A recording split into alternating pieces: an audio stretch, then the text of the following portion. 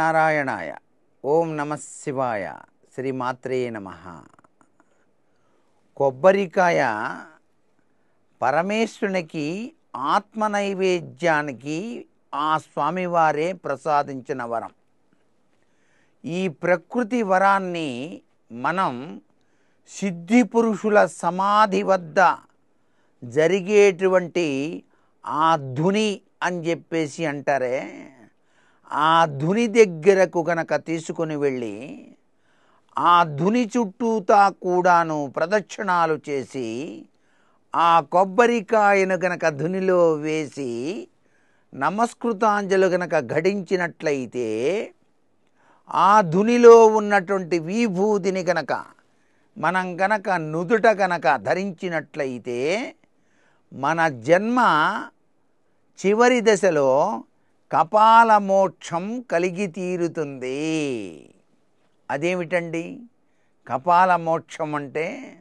మరలా జన్మ రాకుండా ఉండాలి అంటే కపాల మోక్షంతో ప్రాణం పోవాలని శాస్త్రవచనం.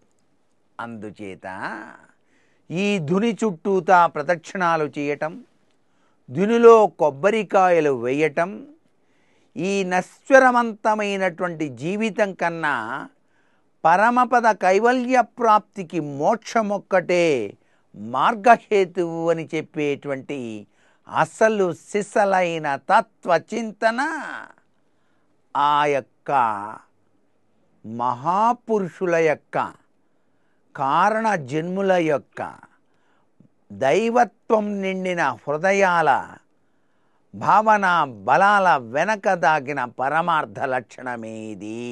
అందుకే షిరిడీ వెళ్ళినప్పుడు అక్కడ ఉన్నటువంటి బాబా సమాధిని దర్శించిన పిదప పక్కనే ఉన్నటువంటి ధుని ఎల్లప్పుడూ కూడాను హోమగుండం అక్కడ వెలుగుతూనే ఉంటుంది.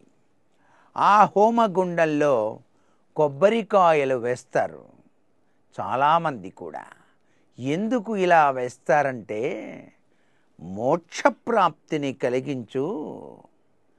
ఈశ్వరా, నీకు తెలియనిది ఏముంది స్వామి, మా మానవ జీవితం నీటి బుడగ కదా అని కాసేపైనా మన మనస్సుకు ఆ భావన తట్టినట్లయితే జ్ఞానప్రాప్తికి, సత్ప్రవర్తనకు, ఈ జీవనాన్ని చక్కగా మలుచుకోవటానికి సాక్షిభూతమే ఆ ధునిలోని విభూతి.